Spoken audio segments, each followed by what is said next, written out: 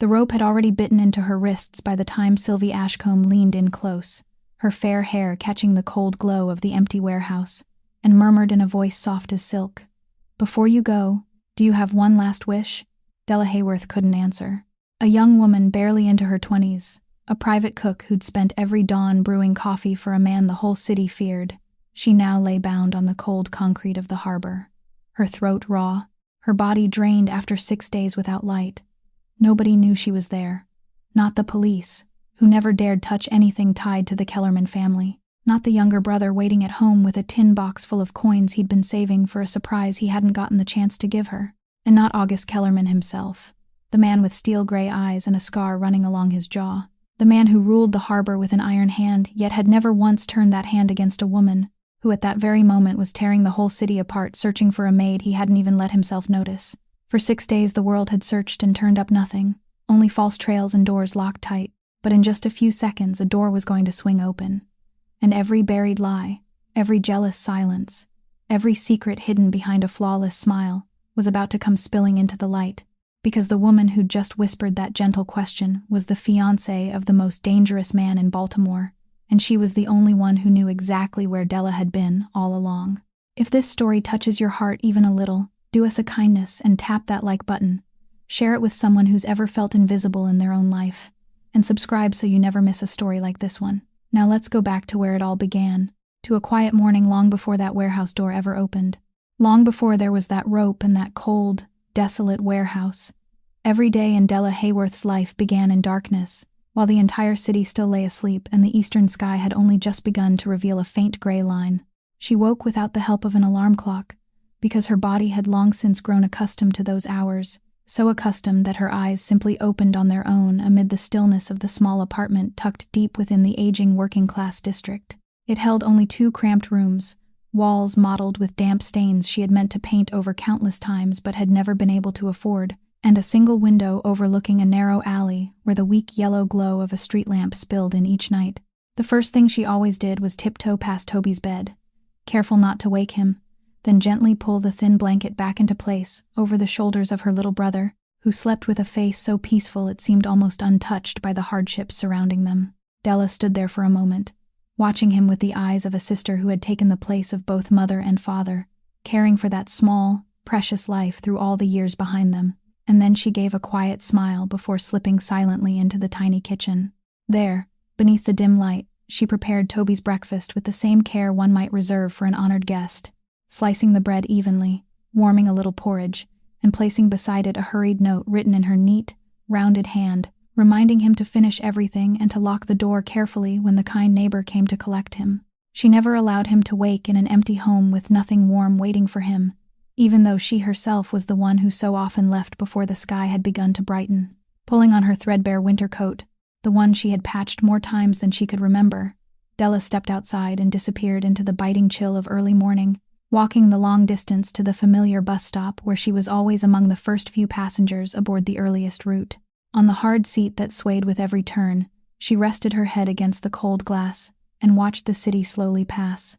From crowded, impoverished neighborhoods to streets that gradually widened, trees that stood in straighter rows, houses that grew larger, and walls that rose higher. It was the journey she repeated every day, a journey that carried her across the invisible boundary between 2 worlds, from the place where she belonged to the place where she merely served. The Kellerman estate stood upon a gently rising hill, entirely separated from the rest of the city, looming behind tall, intricately forged iron gates that released a faint metallic groan whenever they opened, like a warning spoken under one's breath. Della had worked there for many winters, long enough that she could no longer remember exactly how many times she had passed through those gates, and during all those years, she had learned every smallest habit of her employer by heart without ever needing to be told. She knew that August Kellerman liked his coffee dark, strong, and entirely unsweetened, poured into a white porcelain cup positioned slightly to the right side of his desk, so he could reach for it without lifting his eyes from the stacks of documents before him. She knew he never touched anything prepared with onions. She knew he often remained awake through long nights without anyone realizing it, only for his expression to carry deeper traces of exhaustion by morning. Weariness he concealed behind an expression of practiced coldness. She even knew the things his fiancée perhaps had never cared enough to notice, such as the way he often stood in silence beside the great window overlooking the harbor whenever the sky threatened rain, or the way his hand sometimes tightened unconsciously whenever someone mentioned the past. She remembered all of it, not because she had been asked, and not because she hoped for any reward in return, but simply because that was who she was, a quiet devotion woven so deeply into her flesh and blood that she always noticed what others overlooked and tended to the things no one else cared enough to see. In a magnificent house filled with servants constantly moving in and out, Della was nearly invisible, a silent shadow passing through hallways, softened by thick carpets, polishing silver objects no one ever paused to admire, arranging fresh flowers no one ever thought to ask who had cared for them. And yet she performed every task with a tender kind of reverence, as though each small duty held a meaning of its own, as though the world around her might become a little less unsteady if only she did everything properly. That morning began like all the others. She pulled the worn coat more tightly around herself against the early wind, drew in a deep breath, and reached out to push open the heavy iron gate. Metal cried softly through the silent air, and the small figure of that woman slowly disappeared into the vast grounds of the estate. A solitary soul quietly stepping into the heart of a world built on power, a world she had never believed, and had never dared to dream, could one day belong to her. But there was one thing no one at the Kellerman estate knew about Della. One small moment she kept entirely to herself each morning at that quiet bus stop where she sat waiting for the first bus of the day, while the streets were still buried beneath the mist and the streetlights were her only companions. She would often reach into the pocket of her coat and take out her old phone, a device that had followed her through countless years, its screen split by a long crack running diagonally across one corner, something she had never intended to repair. Her finger moved gently across the familiar screen, until she found a recording she had listened to more times than she could count, and then a woman's voice would rise into the silence of the early morning, so warm and tender that every time Della heard it, her heart tightened for a single beat. It was her mother's voice, only a few brief seconds preserved from an old voicemail, reminding her to eat a proper breakfast and never to worry too much about her. That was all. An ordinary message any mother might have spoken. But to Della, it was more precious than everything else she owned in the world, because it was all that remained of the woman who had left her forever. Her mother had died during the very week Della was hired at the Kellerman estate, slipping away quietly before Della could rush home and share the good news, before she could say that their lives would be a little easier from then on, that she had found respectable work and everything was finally going to change. The joyful news she had longed so deeply to give remained trapped forever in her throat, never granted the chance to be spoken,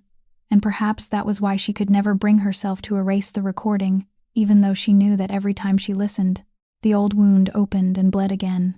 ever so softly. She would close her eyes and let that beloved voice settle over her like an invisible blanket. And when the bus finally approached with the faint hiss of its brakes, she would slip the phone back into her pocket and fold away her grief as carefully as she had always folded away every sorrow in her life. That morning, before leaving home, she had also witnessed something that warmed her heart against the bitter cold. Toby, the little brother she loved more than her own life, had awakened earlier than usual, and as she passed beside his bed, she saw him quickly hide something beneath his pillow, his eyes shining with secrecy. The boy looked at his sister with a bright, glowing expression, unable to keep a mischievous smile from curling at the corners of his mouth, then whispered excitedly that he was saving a surprise for her, something truly special he had been planning for a long time, and was only waiting for the right day to give.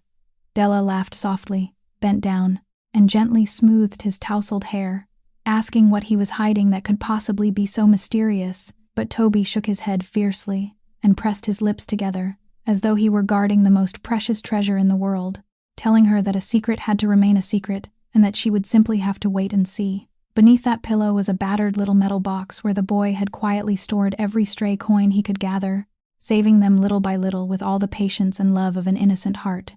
for a plan he carried close inside him, meant only for the sister who had sacrificed far too much for his sake. He didn't tell her what it was, and Della didn't press him for an answer. She only pulled him into her arms and held him tightly before leaving, carrying the warmth of that moment with her throughout the long journey ahead. She had no idea that the small surprise her brother was hiding, together with the quiet love they shared for one another,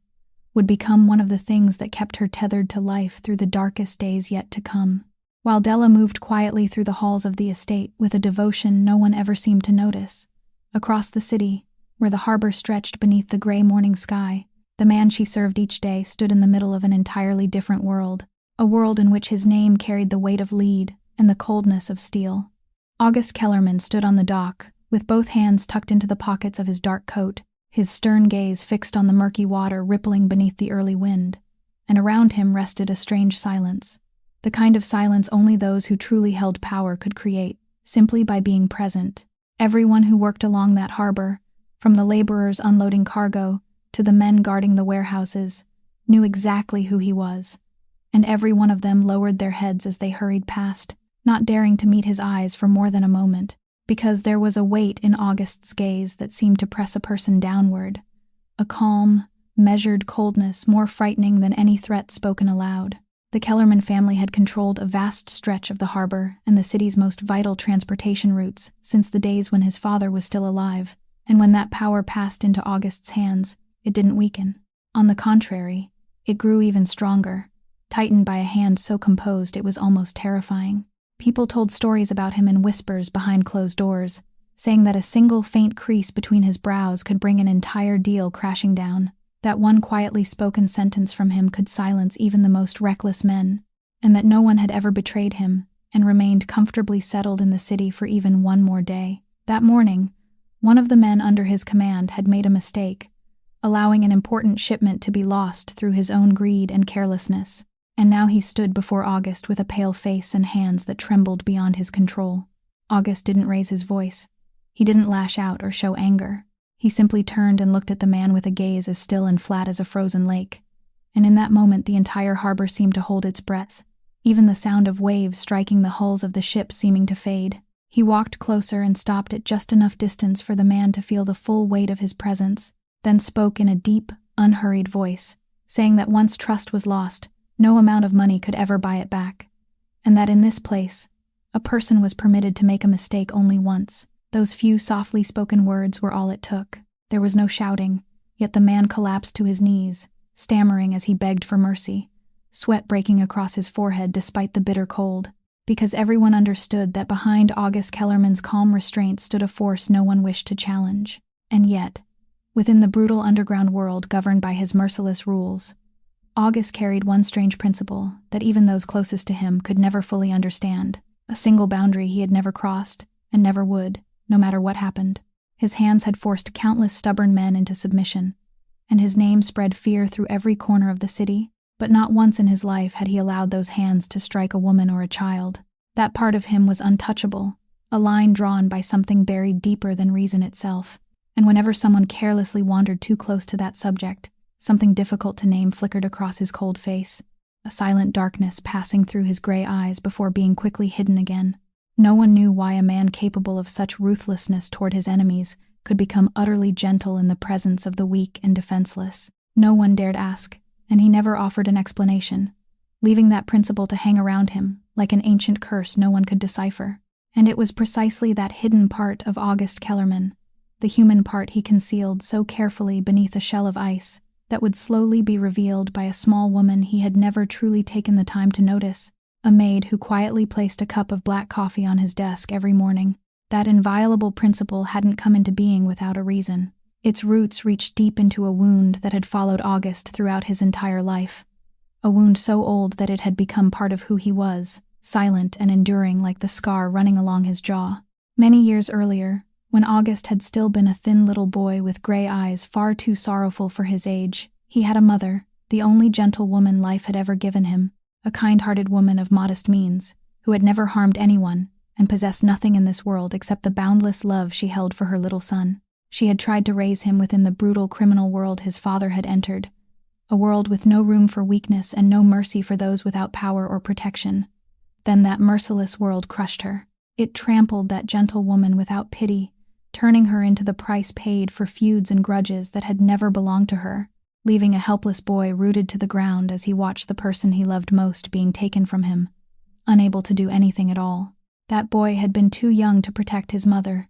too weak to stand against men stronger than himself, and the suffocating helplessness of that fateful day carved itself so deeply into his soul that no passage of time could ever erase it. All that remained of her, the only keepsake the boy had managed to hold on to, was an old hairpin, a simple object worth almost nothing in money but more precious to him than any treasure.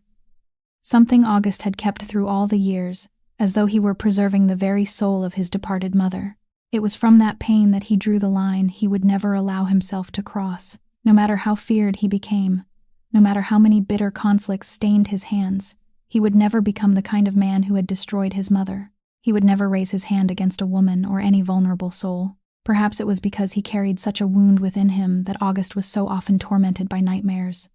Dreams that dragged him back to the day he had stood there powerless, forcing him awake in the middle of the night with ragged breaths and beads of sweat across his forehead. That morning, after a long night spent struggling against the ghosts of his past, he had fallen asleep in the armchair in his study before dawn, and when Della quietly entered to clean as she always did, she found him trapped in a sleep that offered no peace, his brows drawn tightly together, his fingers gripping the arm of the chair as though he were desperately trying to hold on to something slipping beyond his reach. She stopped at the doorway, and instead of silently retreating as she had so many times before, she stood there for a moment and looked at him with gentle understanding. Because in that instant, the powerful man who terrified an entire city looked like nothing more than a lonely human being struggling against a pain he carried alone. Without saying a word, Della went softly down to the kitchen, prepared a cup of warm, fragrant tea, then returned on quiet steps and placed it on the small table beside him, taking such care that she didn't make a sound. She slipped away like a passing breeze, never expecting him to know, never waiting for a word of thanks. But this time, when he stirred awake and saw the faint warmth rising from the cup of tea beside him, August lifted his head and watched the small figure disappearing beyond the doorway. And for the first time in all those years, he truly saw her. He didn't see an invisible servant passing through the estate. He saw a person, a presence so gentle and quietly remarkable that, in that sudden moment, her wordless devotion, offered without any desire for repayment, touched something hidden deep inside him. It awakened something that seemed to have been sleeping for a very long time, and brought back the faint memory of a tender woman he had lost when he was still a child. But August Kellerman wasn't a free man, no matter how far his power extended, because a burden still weighed heavily upon his shoulders, a binding obligation that even the influence capable of terrifying an entire city couldn't untangle by his own hand. That obligation bore the name Sylvie Ashcombe, the woman destined to become his wife through a marriage arranged long before, and she entered the estate that morning with the bearing of someone accustomed to having the entire world look up at her. Sylvie was beautiful, undeniably so, but hers was a beauty as cold as crystal, with platinum hair always styled to perfection, not a single strand ever falling out of place, pale skin, and red lips curved into a smile that somehow suggested calculation hidden beneath it, a smile that never truly reached her eyes. She moved through the rooms of the estate with the confidence of someone who already considered the place her own territory, her heels striking the marble floor in measured rhythm, her gaze passing over the servants as though they were nothing more than pieces of furniture unworthy of notice. The marriage between her and August hadn't been born from love, nor had it ever held even the smallest trace of sincere affection. It was the result of a cold agreement between two powerful families, an alliance woven from advantage and ambition, where two great names joined hands to strengthen their influence and protect the hidden empires each side controlled. Sylvie's Ashcombe family was in no way inferior to the Kellermans in reach or power, and that fragile balance had turned the engagement into an invisible chain wrapped tightly around August, a chain he knew full well he couldn't simply break at will. Because if he dared to end the engagement on his own, if he rejected the alliance both families had spent years building, what awaited him wouldn't be mere humiliation or loss of face, but a bloody war between the two most powerful criminal forces in the city, a fire that could consume everything he had worked so hard to build and drag countless innocent lives into a spiral of hatred and destruction. August understood that more clearly than anyone, and so, although his heart had never held for Sylvie the kind of feeling a husband should have for his wife, he was still forced to accept her as an inevitable part of the world he ruled, standing beside her at grand gatherings, allowing her to slip her arm through his before the cameras, performing the role of a perfect couple admired by the entire city. Sylvie didn't love him in the ordinary sense of the word either, but she craved the position this marriage would give her, yearned to become the woman standing beside the most powerful man, to hold the prestigious title that so many others could only dream of, and she had spent years preparing for the day she would officially enter the Kellerman family as mistress of everything. That was why everything happening within the estate fell beneath her sharp gaze, and no detail, however small, escaped the careful observation of a woman constantly alert to anything that might threaten the position she had long claimed in her mind. That morning, when Sylvie passed August's study, she saw something that made her footsteps pause for the briefest moment, something that should have meant nothing and yet left her with the faint sense that something wasn't right. She noticed the cup of tea still warm beside him. Noticed that August seemed slightly different from usual, a barely perceptible softness in shoulders that were almost always held rigid. And more telling than anything else, she saw his eyes follow the figure of the maid who had just quietly left the room. It was only a tiny moment, a passing glance no one else would have noticed, but to Sylvie's watchful eyes, it was anything but ordinary, because she had never seen August, a man so cold he often seemed almost incapable of feeling, pay attention to the presence of a servant in such a strange way. She frowned, her cold eyes narrowing slightly as she watched the small woman lower her head and disappear down the corridor. That plain figure in a worn uniform, whose name Sylvie had never cared enough to remember until now. A vague sense of warning stirred inside her. The instinctive caution of someone guarding her own territory. Not yet strong enough to be put into words, but more than enough to make her begin watching, enough for her to quietly store the maid's face in one corner of her mind, as though some hidden instinct were telling her that this seemingly harmless little woman would one day become something she needed to keep her eyes on. That vague sense of unease in Sylvie's heart soon found an opportunity to reveal itself,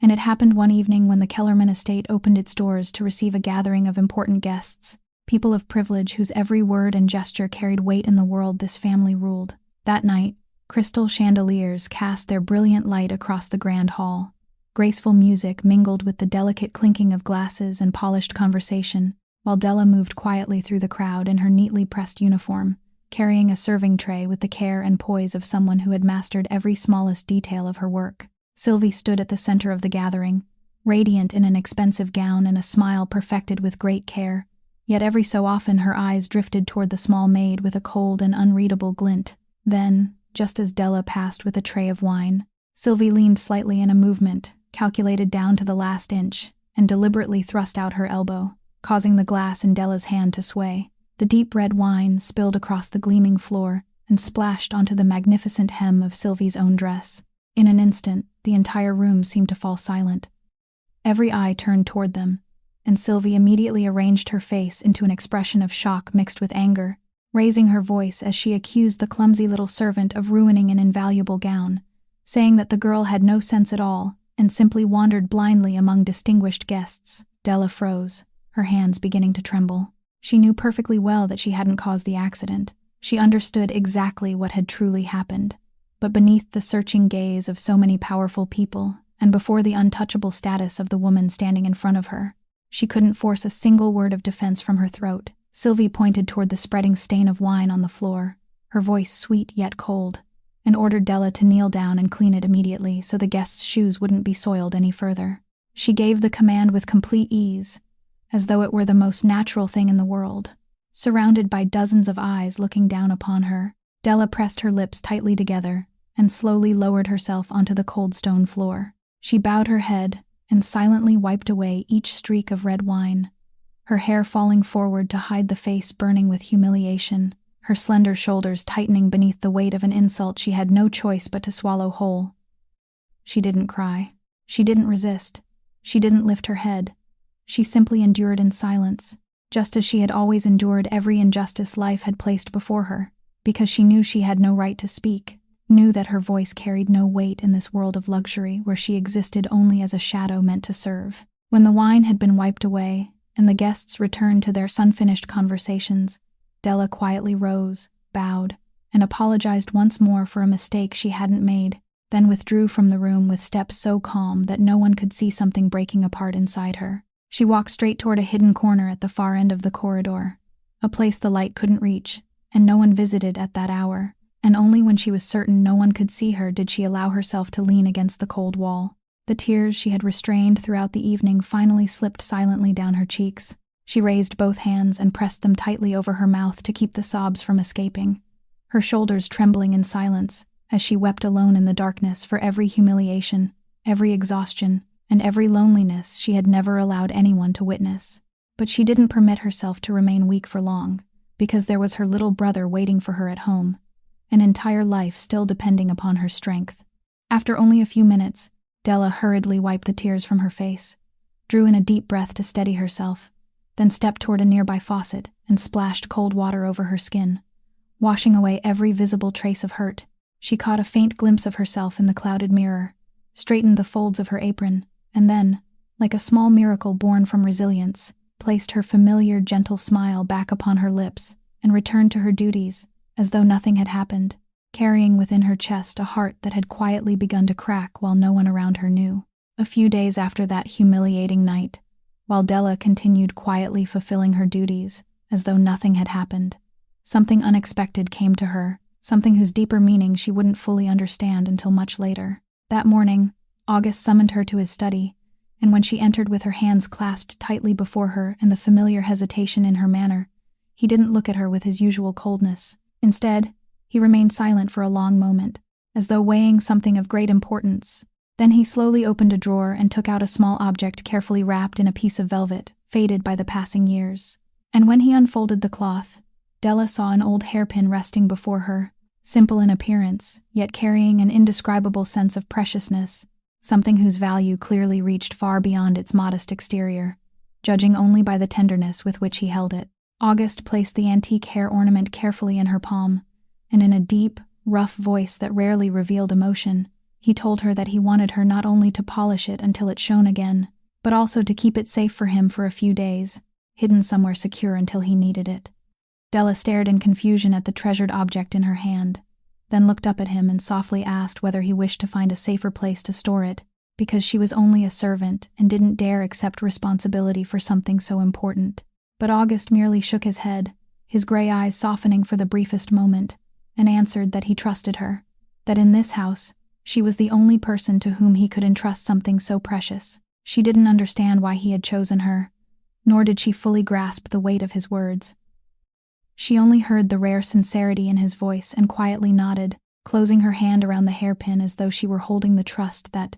for the first time in her life, someone in that magnificent place had chosen to give her. To Della, it was simply a request, an act of faith that warmed her heart after so many cold and lonely days, and she had no idea that this quiet moment was being watched by another pair of eyes from the corridor outside. Sylvie stood motionless beside the partially open door and witnessed everything as August placed his mother's keepsake in the maid's hands, and unlike ordinary people who would have seen nothing more than an old object being handed over, she immediately understood the true meaning hidden within the gesture. With the sharp perception of someone who had spent her entire life surrounded by power and calculation, she knew exactly the significance of the heirloom. She knew it was the only remaining keepsake of August's late mother, something he treasured more than his own life. She knew he hadn't allowed anyone to touch it for years, not even her, the woman who was soon to become his wife. And because she understood all of that, Sylvie recognized the true nature of what had just happened. This wasn't simply a man showing a little fondness toward someone who served him. It was the sign of something far more dangerous, the sign that August was beginning to place his trust in that small, unassuming woman. In the criminal world to which she and August both belonged, trust wasn't some harmless and tender emotion. It was the most valuable possession of all, and the most dangerous, because whoever earned the confidence of the person in power held an invisible authority that neither money nor status could ever purchase. Sylvie watched the maid close her fingers around the hairpin with quiet reverence, and in that moment, the vague uneasiness she had carried for so long hardened into something sharper and far more certain, a cold realization that this seemingly harmless woman was slowly entering the territory Sylvie had spent years preparing to claim. This was no longer the petty jealousy of one woman toward another. It had become a contest for position, a silent struggle for power, and Sylvie told herself she absolutely couldn't afford to lose. From that moment on, the gaze she fixed upon Della was no longer one of simple suspicion. It had begun to carry the first shadow of a cold and deliberate plan. While cold and calculated plans were quietly taking shape in Sylvie's mind, Della continued to live in the only way she knew, as someone who always placed compassion above her own hardships. Late that afternoon, in the kitchen at the rear of the estate, she witnessed a scene that made her heart ache when a young serving girl who had only recently begun working there was dismissed by Sylvie with cruel indifference for a mistake she hadn't even made. The girl was still very young, with a round face and large eyes that always held a gentle, timid light. A poor child who, like Della, was struggling to support her family and now she stood silently in the middle of the kitchen with both arms wrapped around her few belongings, tears filling her eyes and her shoulders trembling because she had just lost the job upon which her entire family was likely depending. She didn't dare cry aloud. She only lowered her head and whispered please to be allowed to stay, then quietly accepted her fate when she realized her words couldn't change the decision of the powerful woman before her. Watching from a corner of the kitchen, Della saw herself reflected in that pitiful figure. She saw every time she had been forced to swallow her own tears while no one offered a hand to help her. She knew she had no authority to overturn Sylvie's decision. She knew that any attempt to interfere would only make things worse for both the girl and herself. But she also couldn't bear to let a suffering soul leave empty-handed and without hope. And so, while the young woman bent down to gather the last of her belongings, Della quietly stepped closer and discreetly slipped into the envelope containing the girl's meager wages every bit of money she herself had managed to save,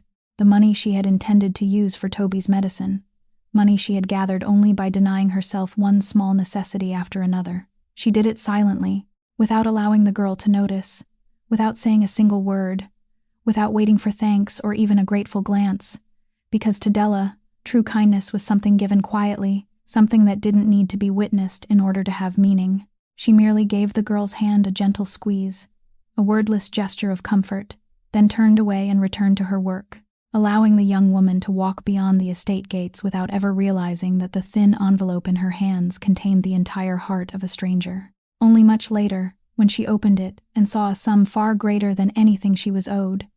would the young woman understand that someone had quietly reached out to protect her in the darkest moment of her life, and that unspoken debt of kindness would carve itself deeply into her heart, waiting for the day when it could be repaid in a way no one could possibly have foreseen. But in that moment, Della had no idea what awaited her. She simply finished the work of a long day, gathered her things, and prepared to return home to the little brother who was waiting for her. By the time she stepped outside the estate, night had long since fallen, covering the hill in a cold and solemn silence, while the few scattered streetlights cast their lonely yellow glow across the road. She pulled her worn coat more tightly around herself, lowered her head, and hurried along the familiar path toward the bus stop, her thoughts still lingering on the young woman from earlier, and quietly hoping the girl would find a kinder place to begin again. She didn't realize that behind her, not far away, a luxurious car was moving silently through the darkness, with its headlights extinguished, creeping after each of her small footsteps like a predator patiently stalking its prey, while the final peaceful moments of her life slipped quietly away without her knowing. The road leading to the bus stop was quieter than usual that night, and as Della crossed the vast parking area hidden behind the estate, where the lights cast only faint pools of pale illumination between immense stretches of darkness, she suddenly felt something uneasy moving through the air, a heavy stillness so oppressive that a chill ran across the back of her neck. She stopped and looked around, seized by the vague instinct that she wasn't alone, and then, from within the shadows, a familiar figure slowly stepped forward and blocked her path,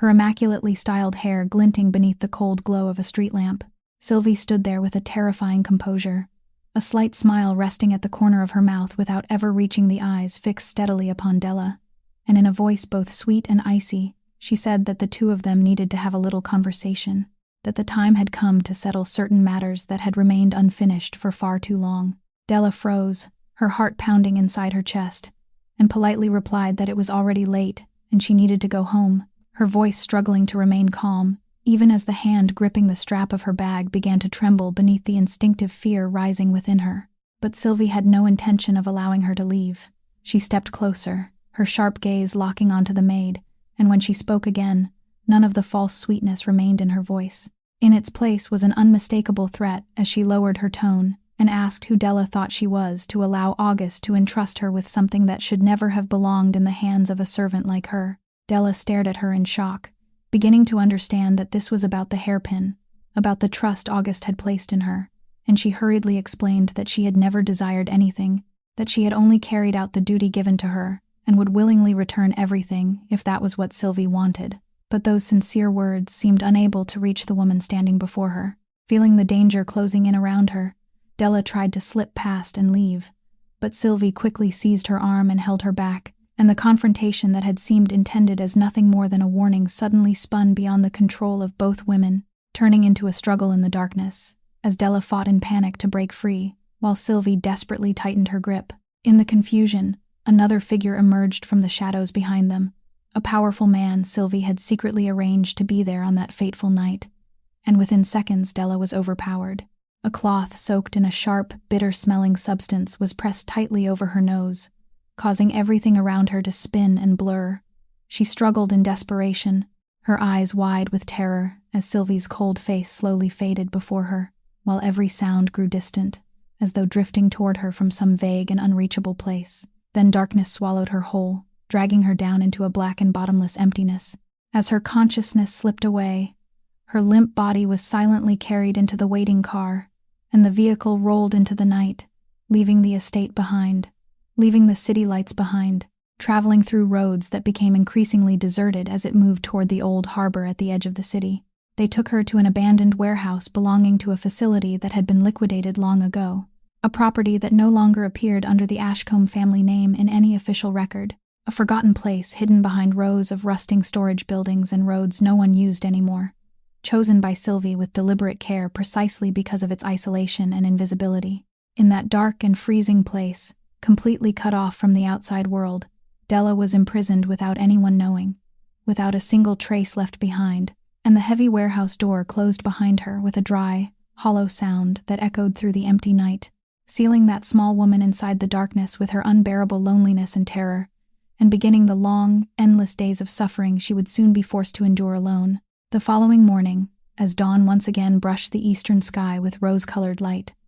the Kellerman estate awakened to an absence that at first no one could quite name, a vague emptiness slipping through every room, as though the great house had somehow forgotten one of its familiar breaths. There was no steaming black brew placed slightly to the right side of the desk, no comforting scent of breakfast drifting from the kitchen, no small figure moving quietly through the carpeted halls to begin another day. And that strange absence made August realize the moment he entered his study that something wasn't right. He stood in silence beside the desk where his coffee had always been waiting each morning, his gray eyes resting on the empty space longer than usual, and a peculiar feeling rose within him, a sense of loss he couldn't explain, one he had never imagined he could feel because a servant was missing. He summoned the household staff and questioned them, and when he was told that the maid hadn't come to work that morning, something that had never happened in all the years she had served in that house, August merely drew his brows together, the faint frown of a man beginning to sense a danger he couldn't yet name. He told himself that perhaps she was ill, perhaps some sudden family emergency had kept her away, the ordinary explanations anyone might have considered, but somewhere deep inside him, a quiet voice insisted that someone as devoted as Della, someone who had always placed duty above everything else, would never disappear without sending word. The emptiness she left behind was far greater than he had ever imagined. It wasn't merely the absence of a cup of coffee or a task completed with care, but the disappearance of something he had unknowingly come to rely upon, and for the first time he realized just how accustomed he had become to that quiet presence. While August stood there surrounded by thoughts that had yet to take shape, another absence was unfolding across the city in the small apartment tucked inside the aging working-class district. The kind neighbor who often helped look after Toby, an elderly woman named Ophelia with a compassionate heart, had brought the boy to her home after Della failed to return the entire night. She gently told him that his sister must have been delayed by some unexpected matter at work, and that he could stay with her until Della came back. Toby obediently followed Mrs. Ophelia, still clutching his small treasure chest he never allowed out of his sight, and although uneasiness stirred inside him because the sister he loved hadn't returned, he held firmly to the innocent belief that she would certainly come home, because in his world, Della had never once broken a promise to him. He sat beside the window in Mrs. Ophelia's home, his eyes fixed upon the familiar road his sister traveled every evening, holding the battered metal container tightly against his chest and smiling faintly as he thought about the surprise he had been saving for her, telling himself that when she returned, he would give it to her and she would be so happy. Back in the little apartment, now silent and empty, the meal Toby had carefully saved for his sister remained untouched on the table, long since gone cold, a small bowl of food waiting for someone who couldn't return to eat it, resting there like a silent warning that something had begun to go terribly wrong. The boy had no idea that his sister was now trapped in a dark and freezing place far beyond the reach of loving arms. He carried only a warm and innocent hope inside his heart, and that pure faith of his, the certainty that his sister would return, would become one of the invisible threads holding the fate of those two siblings together through the storm-filled days ahead. Inside the freezing warehouse at the edge of the city, Della slowly regained consciousness in a darkness so thick it seemed almost solid, her mind still reeling and her throat painfully dry, and it took her a long while to understand where she was and what terrible thing had happened to her. She lay curled upon the freezing cement floor, her wrists bound tightly, surrounded by stained walls and a few weak rays of light slipping through cracks in the roof, and fear rose inside her until it seemed to choke her when she realized she had been taken somewhere no one would ever think to search. Sylvie appeared not long afterward, entering the warehouse with a composure so unnatural it was chilling, the steady strike of her heels against the cement echoing harshly through the silence, and she bent down to look at Della with the cold eyes of someone who believed she held another person's fate entirely in her hands. But to Della's surprise, Sylvie had no intention of killing her immediately, because the woman had already devised something far more sinister, a carefully arranged move that would allow her to erase every trace of her involvement in Della's disappearance. Sylvie held out a sheet of paper and a pen before her, speaking in a voice that was sweet yet heavy with menace, and said that all Della needed to do was sign the statement that had already been prepared, a declaration claiming that she had willingly left her employment and disappeared of her own free will, and that no one else bore any responsibility for her absence. In Sylvie's eyes, it was the perfect form of leverage, because once she possessed that signature, she would have the evidence she needed to silence any suspicion that might arise. Even if August began asking questions, he would be forced to believe that his maid had chosen to leave without warning, and the signed statement would become a shield protecting Sylvie from every consequence that might follow. Della understood exactly what she intended. She knew that placing her name upon that paper would be no different from closing the final door to hope with her own hand, erasing every clue that might one day lead someone to her, and so she shook her head and firmly refused, her voice rough and weakened but her eyes still burning with a strength that wouldn't submit. She told Sylvie that she would never sign such a lie, that she would never help carry out such a cruel scheme, and that even though her body had been imprisoned there, her will couldn't be broken as easily as Sylvie believed. Her defiance enraged Sylvie, whose eyes narrowed with hatred, but she also understood that at that moment she needed Della's signature more than she needed Della dead, because a body without a statement would leave behind far too many dangerous questions, while a voluntary signature would resolve everything neatly. And so, rather than act at once, Sylvie chose to keep Della imprisoned longer, using exhaustion, hunger, thirst, and despair to slowly wear down her resolve, convinced that once enough time had passed, the stubborn woman would eventually surrender and sign. She came and went, each time leaving only enough water to keep Della from collapsing completely, each time presenting the statement again with promises mixed with threats, yet every time she received nothing but the same unwavering refusal from her small prisoner. That long and bitter struggle, that refusal within Della to abandon herself, unintentionally prolonged the days of her captivity, turning every passing hour into a silent battle between cold calculation on one side and dignity that wouldn't bow on the other. And although her body grew weaker with each moment, although the darkness and the cold were slowly consuming what strength remained within her, there was still a faint light of awareness and quiet calculation in her exhausted eyes, as though even in the most hopeless circumstances, she had never stopped thinking, never stopped searching in silence for the smallest path of escape before anyone could realize what she was doing. While Della remained imprisoned in darkness, steadfastly resisting every temptation and threat, Sylvie was outside weaving an elaborate performance designed to mislead anyone who might attempt to follow the trail of the missing maid. She had taken Della's identification card and personal belongings on that fateful night, using them to purchase bus tickets and leave a series of false paper trails in a distant city, ordering people to carry them there, use the card in several locations, and prowl those distant streets using a burner phone to mimic her digital signature, all to construct a deceptive journey suggesting that Della had left the city by choice and begun a new life somewhere distant. In their haste, her captors had entirely overlooked the ancient, cracked phone Della kept tucked deep inside the inner lining of her faded jacket. It was a cold and calculating move, because Sylvie understood that once she planted the idea in everyone's mind that Della had departed willingly, every search would quickly reach a dead end, and no one would think to examine the dark, forgotten places hidden within the city itself. But she had underestimated one thing.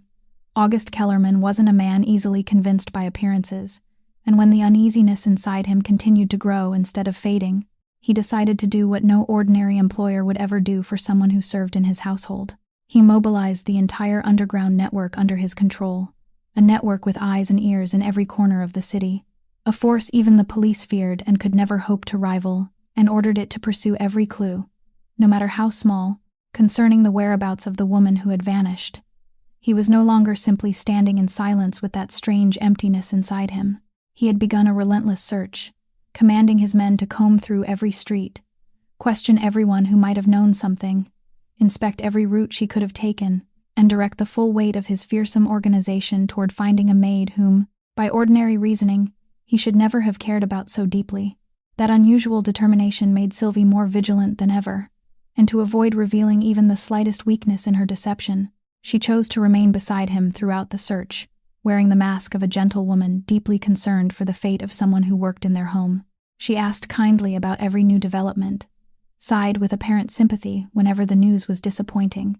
and even offered soft words of comfort, suggesting that perhaps the poor maid had simply grown weary of her difficult life and had gone elsewhere to begin again, that perhaps she was safe somewhere far away. Every word Sylvie spoke had been carefully chosen to plant in August's mind the explanation she wanted him to believe, and she played her role so perfectly that no one around them could imagine that the woman appearing most concerned was the very person responsible for the entire tragedy. And this was what made everything so unbearably tense, because while August exhausted himself day and night searching for Della, trusting the woman at his side and sharing his growing fear with her, the person who held the whole truth, the only one who knew exactly where Della was being kept, stood right beside him, looked directly into his eyes, and spoke her lies without the slightest hesitation. We, the people listening to this story, know that Sylvie is the one responsible. We know that if August had only turned and looked more carefully at his fiancée, perhaps everything might have changed, and it is that fragile distance between the truth and what he believes that creates such suffocating tension in every moment. Each time Sylvie placed a hand upon his shoulder in false comfort, each time she lowered her voice and assured him that everything would be all right, the listener's heart tightened at the cruel truth being hidden in plain sight from the most powerful man in the city, a man who seemed capable of seeing through every scheme yet couldn't imagine that the most dangerous serpent of all was already coiled inside his own home, disguised as the gentle woman he was about to marry. The false trails Sylvie had so carefully constructed led August's search in precisely the direction she wanted, and before long, his vast network of informants uncovered what appeared to be a promising clue, one name rising from the confusion of scattered information and immediately drawing all his suspicion toward a single target. It belonged to a businessman who had once been at odds with the Kellerman family, a rival within the criminal underworld whom the fabricated evidence seemed to implicate, leading August to believe that the man had kidnapped his maid as a cowardly act of revenge against him. Consumed by a cold fury sharpened by long days of fear and helplessness, August ordered his men to bring the man before him,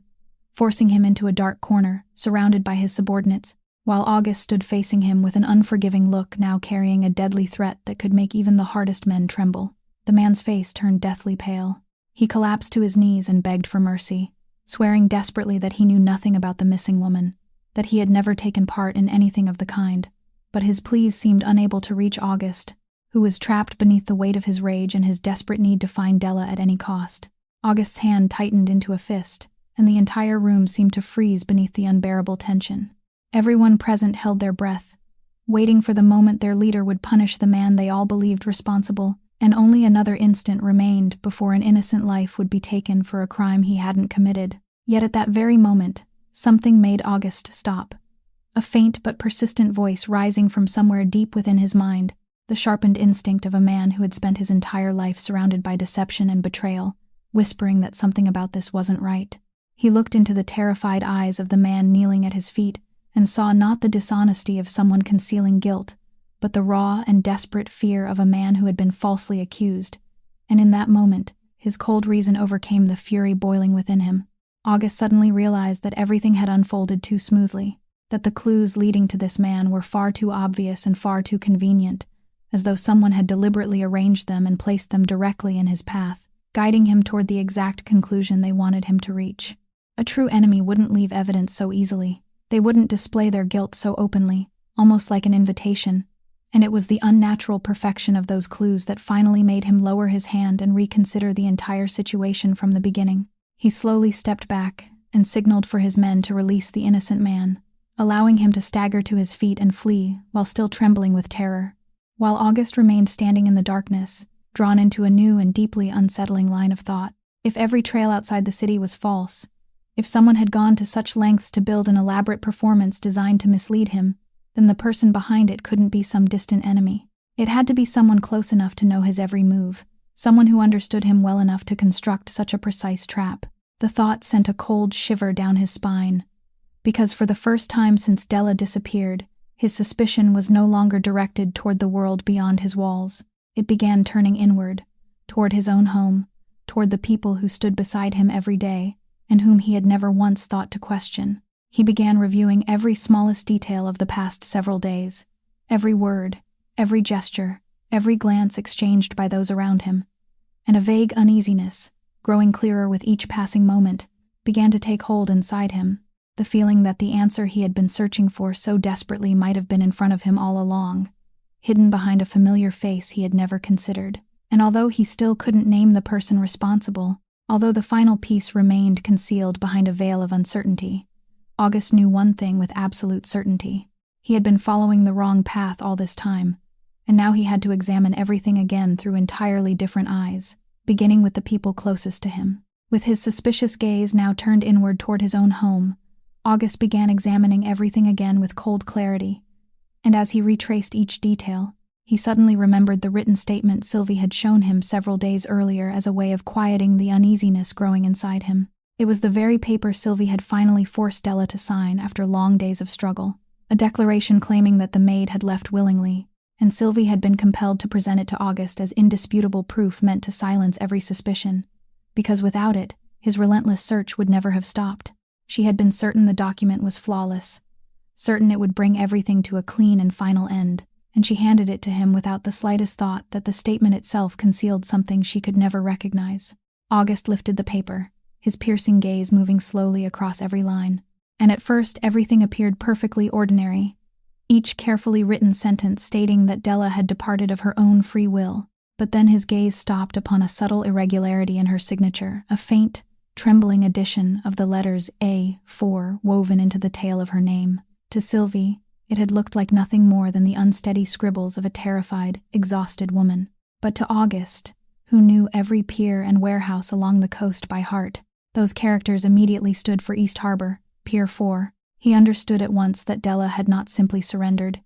She had left behind a silent cry for help, signaling her location along the abandoned eastern docks, leaving behind a clue in the desperate hope that he alone would understand her well enough to decipher it. That subtlety was precisely why Sylvie hadn't noticed anything unusual while holding the paper in her own hands, because she had never known a servant's handwriting well enough to distinguish between Della's ordinary script and a sign deliberately concealed within it. She had seen only the signature she needed and had hurried to use it as a shield for herself, and now the evidence Sylvie believed would save her had become the weapon that turned against her, because Della's silent message confirmed what August's instincts had already begun to tell him, that the person behind everything was none other than the woman who had handed him that paper, Sylvie herself. While August slowly pieced together that horrifying truth, Ella was enduring the loneliest and most desperate hours of her life inside the dark warehouse at the edge of the city. With the little strength she had left, she reached deep into the inner lining of her coat and retrieved her old phone, a device she had kept switched off to preserve its remaining spark of life. With hands trembling from cold and exhaustion, she held down the power button.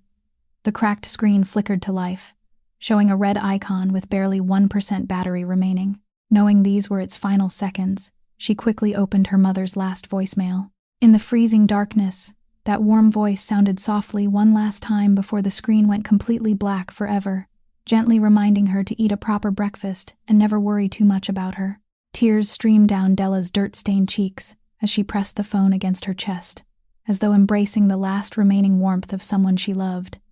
And in that fragile moment at the edge of life, she whispered an apology to the little brother waiting for her back home, apologizing because perhaps she hadn't been able to keep her promise that she would always stay beside him, apologizing because she had left him waiting with a surprise she feared she would never live to see. She prayed, not for herself but for Toby, praying that no matter what happened to her, he would remain safe and that someone would love him and protect him. And just as that silent prayer came to an end, the faint light on the phone's screen suddenly died, disappearing into the darkness and leaving her alone inside the thick silence, with a loneliness that seemed to have no bottom. Now that August knew with certainty that Sylvie was the one behind everything, and that Della's silent message was pointing toward a place he still couldn't fully decipher. He understood that he needed one final piece to determine where she was being held. An instinct told him to seek out the people closest to her. He followed the address to Della's small apartment in the aging working-class district, and from there, the neighbors directed him to the home of Mrs. Ophelia, the kind-hearted woman who had taken in Della's little brother during the days she had been missing. When August appeared at the door, Mrs. Ophelia was initially wary of the unfamiliar man, whose presence carried an authority that made him difficult to approach, but he spoke to her with a gentleness and respect rarely heard in his voice, quietly explaining that he was the man Della worked for, that he was doing everything in his power to bring her home, and that he only wished to ask a few questions, if she would permit it. Perhaps it was the sincerity in his eyes, the genuine worry he couldn't conceal, that softened Mrs. Ophelia's heart and persuaded her to invite him inside, though she remained beside them throughout the conversation, caring and watchful like a grandmother protecting her young grandchild. Toby sat in the corner of the room, still clutching his familiar tin box tightly against his chest, and when he heard that this man was searching for his sister, the boy's eyes immediately brightened with hope,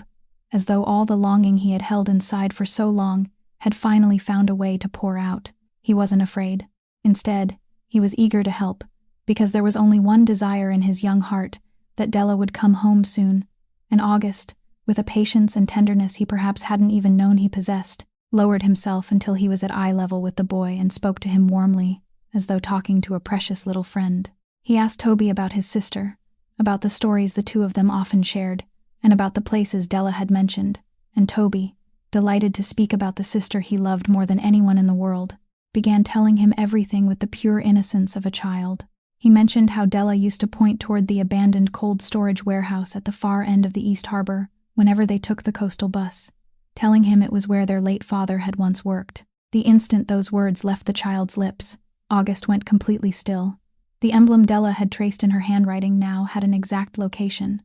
That very warehouse. Two pieces that had seemed entirely unrelated suddenly fit together with astonishing precision. The message Della had left pointed toward that forgotten stretch of land at the edge of the city, and now her little brother's innocent story had illuminated the exact location August needed, the abandoned warehouse where she was being held. Through his pure love and aching longing for his sister, the small boy had unknowingly given August the final and most important piece, helping to save Della in a way no one could ever have imagined. August looked at the boy gazing up at him with eyes filled with hope, and an indescribable emotion rose within him alongside a determination as hard as iron. He gently placed a reassuring hand upon Toby's shoulder and promised in a firm voice that he would bring his sister home safely. Then he stood, sincerely thanked Mrs. Ophelia for taking care of the boy and allowing him to speak with Toby, and asked her to continue looking after him while August went to do what had to be done. There wasn't another second to waste. August rushed from the small house and disappeared into the night, his heart now burning with urgency and with something warmer than ordinary responsibility, a feeling he still didn't dare give a name. He knew he was racing against time. He knew that every moment passing could mark the fragile boundary between life and death for the woman who had quietly entered his life, and with his destination finally clear in his mind, he sped through the darkness, carrying with him the hope of a little boy and a promise carved into his own heart that he wouldn't allow himself to arrive too late. August's car tore through the night at a dizzying speed, shattering the silence of the deserted roads leading toward the old harbor. When the rows of abandoned warehouses appeared faintly through the darkness, his heart pounded with the terrifying instinct that time was slipping away. Catching a faint flicker of light through a narrow opening in the heavy door, August summoned all his strength and threw himself against it. The door burst open with a deafening crash. Inside, Sylvie froze in shock as her flawless mask shattered into sheer panic. Suppressing the violent urge to punish her, August chose protection over destruction. He shoved Sylvie aside, dropped to his knees, and with trembling hands desperately loosened the rope binding Della. As he unloosed her bonds, his mother's old hairpin slipped from the folds of Della's coat,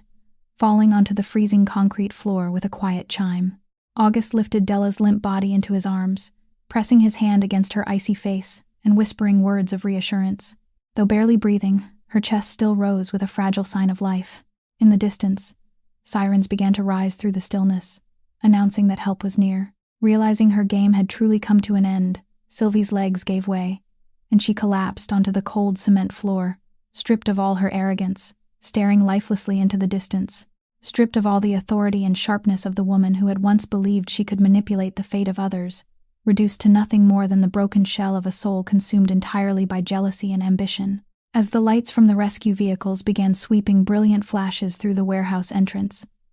August continued holding Della tightly in his arms, never leaving her for even a second, and beside them, his mother's hairpin remained motionless upon the cold floor, a silent witness to the moment when love and compassion defeated the darkness, to the instant when a fragile life was reclaimed from death by something more sacred than any power human hands could ever possess. When the sirens finally fell silent outside the warehouse, and the flashing lights poured in to drive away the darkness,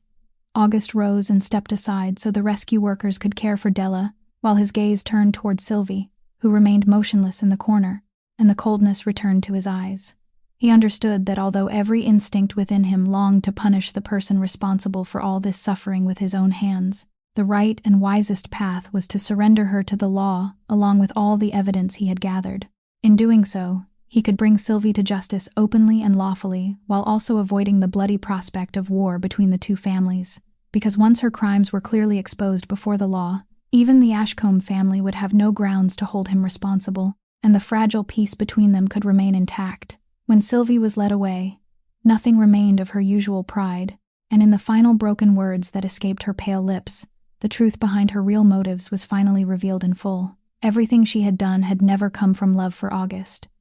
because she had never truly loved him. It had all been born from an obsessive fear of losing the status and power that the marriage promised to bring her. When she saw August place his trust in a servant, she panicked and convinced herself that her position was being threatened, that the power she had craved all her life was slipping out of her grasp, and that fear of loss transformed her into someone willing to destroy an innocent life in order to protect her ambition. That was the bitter price of jealousy and greed.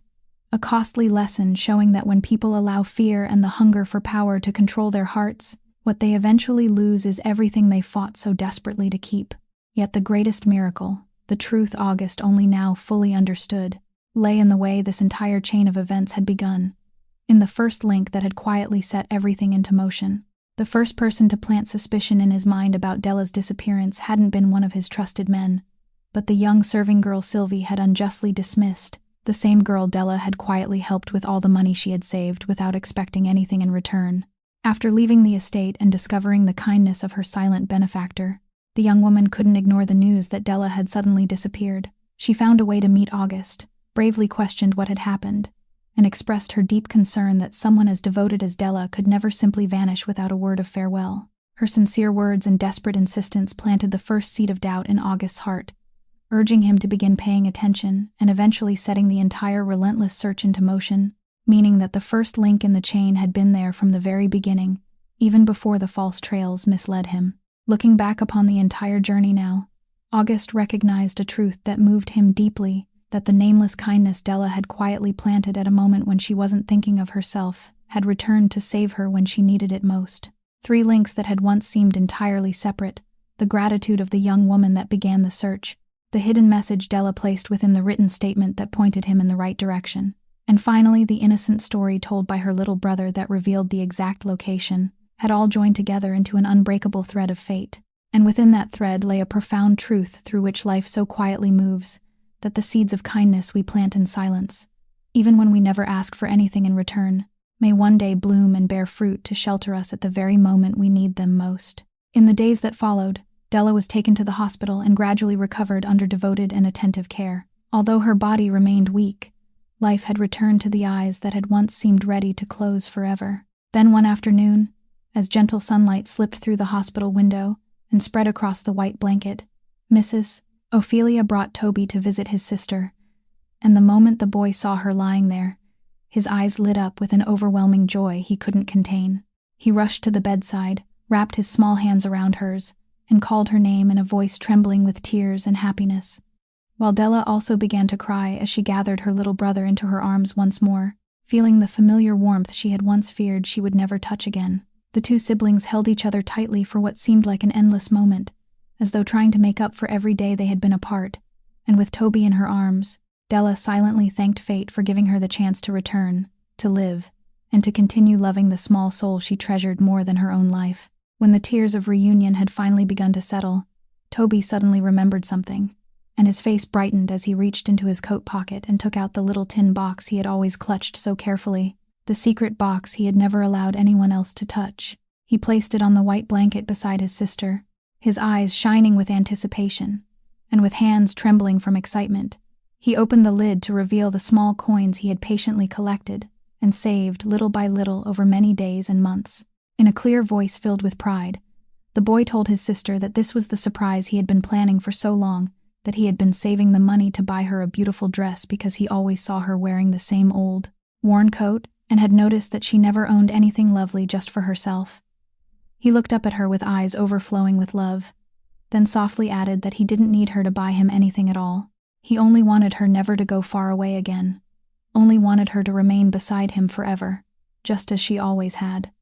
Those innocent words, so full of feeling, brought the entire room into silence. Mrs. Ophelia raised a hand to wipe away the tears that had quietly gathered in her eyes, and even August, the cold and distant man standing silently in the corner, had to turn his face away to conceal the emotion rising within him. Della pulled her brother into her arms, tears streaming endlessly down her cheeks, but they were tears of happiness, tears of boundless gratitude for the pure heart of the child she loved so deeply, and she whispered to him that the most precious gift she had ever received was him,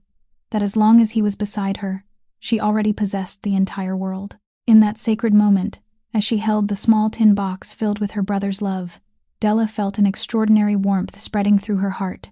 and the gentle image of her late mother appeared in her mind, the woman who had taught her how to love and sacrifice, the woman she believed was now smiling down upon the two siblings from somewhere far away. She could almost hear her mother's familiar warm voice drifting back to her, the voice that had accompanied her through so many lonely days, and she understood that although her mother was no longer in this world, the love she had left behind was still present, still continuing and spreading through the little brother now sitting beside her. That moment of reunion, with the small tin box holding the devotion of a golden heart,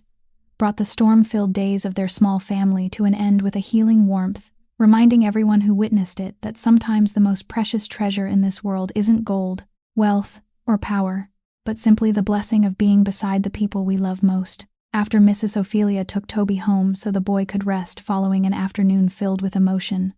the hospital room grew quiet, leaving only August, seated beside Della's bed in the gentle light of evening as it slowly descended beyond the window. He remained there for a long while without speaking, simply watching her, studying the face that was still pale but had gradually begun to regain a little life.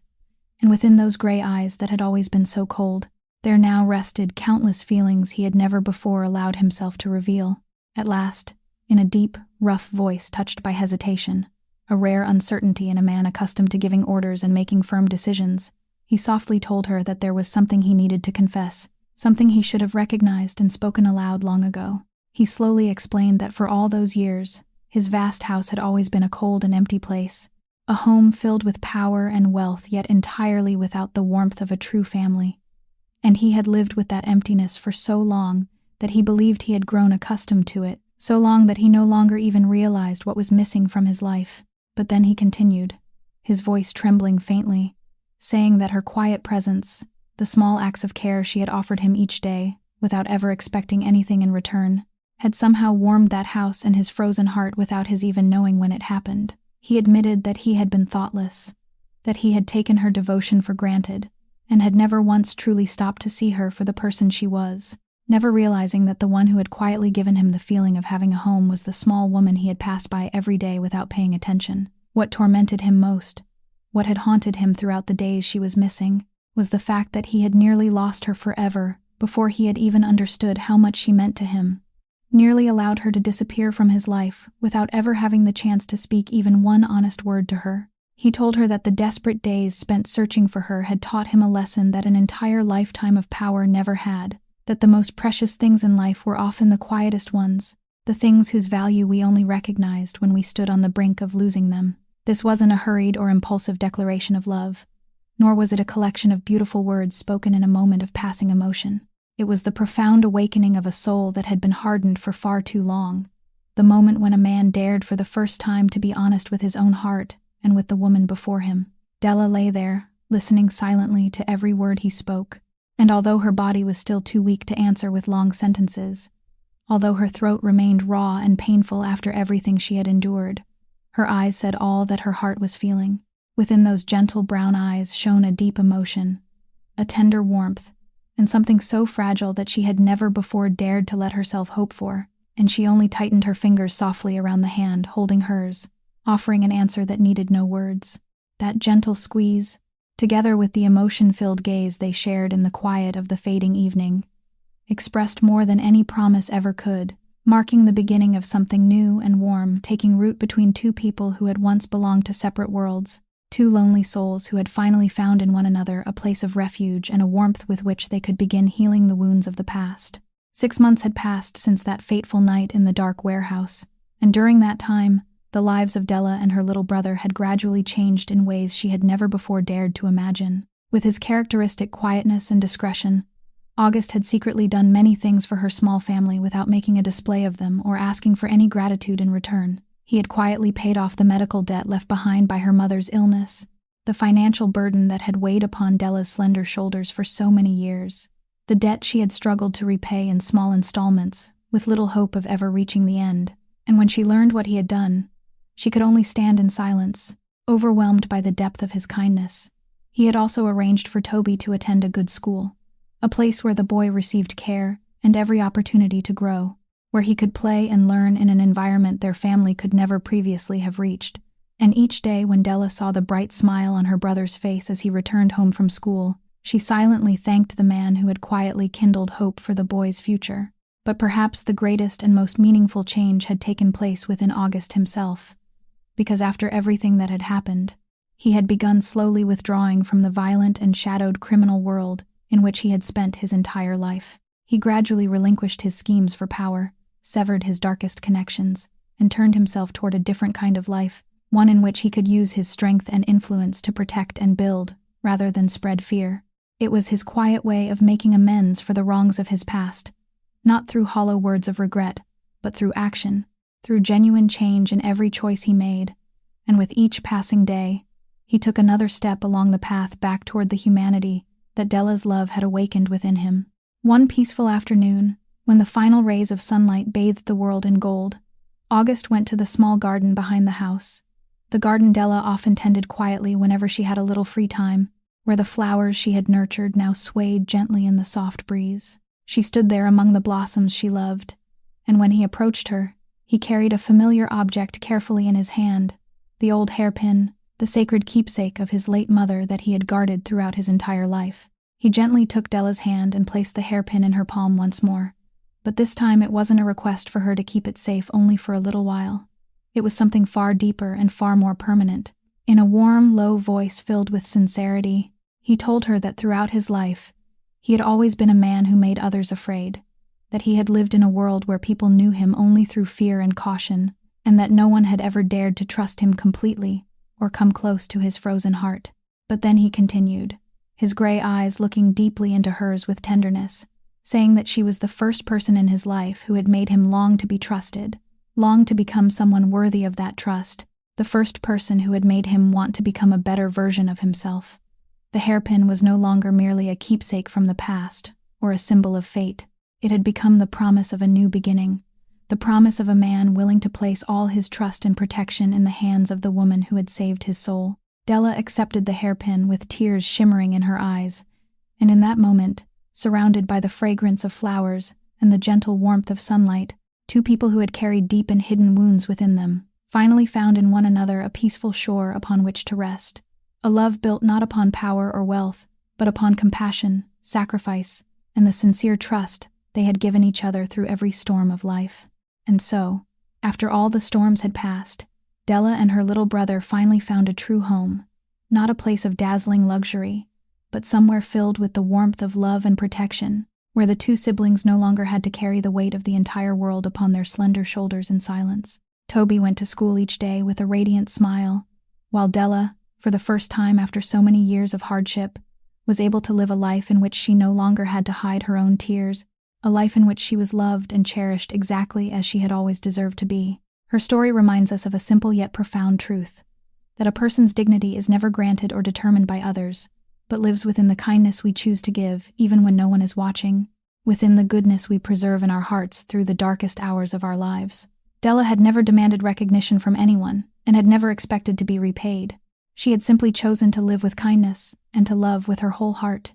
And in the end, that quiet goodness returned to protect her and guided beautiful things into her life. To you, the person listening to this story, who may once have felt small and invisible amid the restless flow of life, who may have sacrificed and given in silence without anyone ever knowing, please remember that the good things you plant today are never meaningless, that lasting values are quietly being nurtured through every act of kindness you offer, and that one day, the light you have given will return to warm your own life in ways you could never have imagined. Life can sometimes be cruel and unfair, but kindness and sincerity are never wasted, because every small act of goodness is like a seed planted in the earth, quietly waiting for the day it will blossom. If the story of Della and August touched your heart, even just a little, please give us a like, share this video with the people you love, and don't forget to subscribe to our channel so we can continue listening together to many more moving and meaningful stories brought to you each day. We'd truly love to know how you felt about today's story, what thoughts and emotions stirred within you as you followed Della's journey, and whether you recognized a part of yourself somewhere within it. Please leave a few words in the comments below, because we always value and long to hear the honest feelings that come from the deepest places in your hearts. Every comment you leave isn't only a precious source of encouragement for us, but may also become a word of comfort and understanding offered to other quiet souls who are listening alongside you. Once again, thank you sincerely for giving your valuable time to stay with us and listen to this entire story until its final moments. We wish every one of you watching this video abundant health, a joyful and peaceful life, and days filled with love beside the people who matter most to you. Goodbye for now, and we'll see you again in the stories to come.